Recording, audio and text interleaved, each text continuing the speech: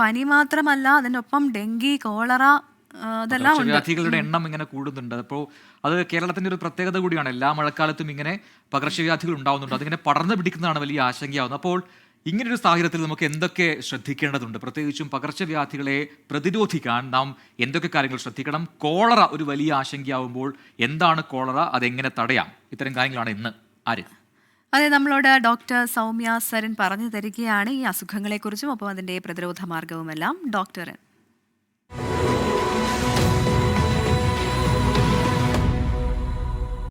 Cholera എന്ന് പറയുന്നത് Vibrio cholera എന്ന് പറയുന്ന ഒരു ബാക്ടീരിയ ഉണ്ടാക്കുന്ന ഛർദി അതിസാര വയറിളക്ക രോഗമാണ്. ഇത് ബാക്കി വയറിളക്ക രോഗങ്ങളിൽ നിന്ന് എങ്ങനെ വ്യത്യസ്തമാവുന്നു എന്ന് ചോദിച്ചു കഴിഞ്ഞാൽ ഇതിൻ്റെ ഒരു തീവ്രതയാണ്. അതായത് ഇത് റൈസ് വാട്ടർ സ്റ്റൂൾസ് എന്നാണ് പറയുക. അതായത് കഞ്ഞിവെള്ളം പോലെ വളരെ ഹൈ റേറ്റിലാണ് ഇതിൻ്റെ വയറിളക്കം ഉണ്ടാവുന്നതും അതുപോലെ തന്നെ ഛർദി ഉണ്ടാവുന്നതും. തൽഫലമായിട്ട് രോഗി പെട്ടെന്ന് തന്നെ ഡീഹൈഡ്രേഷൻ സംഭവിക്കുകയും നിർജ്ജലീകരണം സംഭവിക്കുകയും അതിൻ്റെ ഭാഗമായിട്ട് ശരീരത്തിലെ ധാതു ലവണങ്ങൾ, സോഡിയം, പൊട്ടാസ്യം, ക്ലോറൈഡ് പോലെയുള്ള ധാതു ലവണങ്ങളിൽ വലിയ ഏറ്റക്കുറച്ചിലുകൾ ഉണ്ടാവുകയും അത് പലപ്പോഴും ഒരു അപകടകരമായ അവസ്ഥയിലേക്ക് പോവുകയും ചെയ്യുന്നു.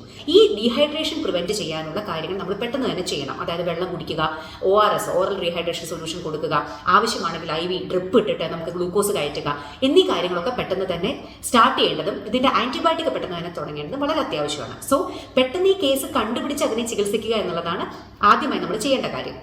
ഇനി ഇതിന്റെ പ്രിവെൻഷനെ പറ്റി പറയുകയാണെങ്കിൽ ഇത് പടരുന്നത് മലിനമായ ജലം അല്ലെങ്കിൽ നമ്മുടെ വാട്ടർ സോഴ്സ് ഏതെങ്കിലും രീതിയിൽ കണ്ടാമിനേറ്റഡ് ആയിട്ടുണ്ടെങ്കിൽ അതിൽ നിന്ന് നമ്മൾ വെള്ളം കുടിച്ചു കഴിഞ്ഞാൽ ഉണ്ടാവും. അതുപോലെ മലിനമായിട്ടുള്ള ഏതെങ്കിലും ഭക്ഷണ പദാർത്ഥങ്ങൾ കഴിക്കുന്നത് കൊണ്ട്. സോ മെയിനായിട്ട് നമ്മൾ ഇതിന് പ്രിവെന്റ് ചെയ്യാൻ ശ്രദ്ധിക്കേണ്ടത് തിളപ്പിച്ചാറിയ വെള്ളം മാത്രം കുടിക്കുക. മലിനമായിട്ടുള്ള, അതായത് ഭക്ഷണവും വെള്ളവും നമ്മൾ ശുചിത്വമുള്ളതാണ് കഴിക്കുന്നത് എന്ന് ഉറപ്പുവരുത്തിയാൽ തന്നെ കോളറ പോലെയുള്ള അത് ഏത് വയറിളക്ക രോഗങ്ങളും ആയിക്കോട്ടെ അത് നമുക്ക് നല്ല രീതിയിൽ പ്രിവെന്റ് ചെയ്യാൻ സാധിക്കും. അപ്പോൾ ഏറ്റവും പ്രധാനപ്പെട്ട കാര്യമാണ് ഇപ്പോൾ ഡോക്ടർ പറഞ്ഞത്.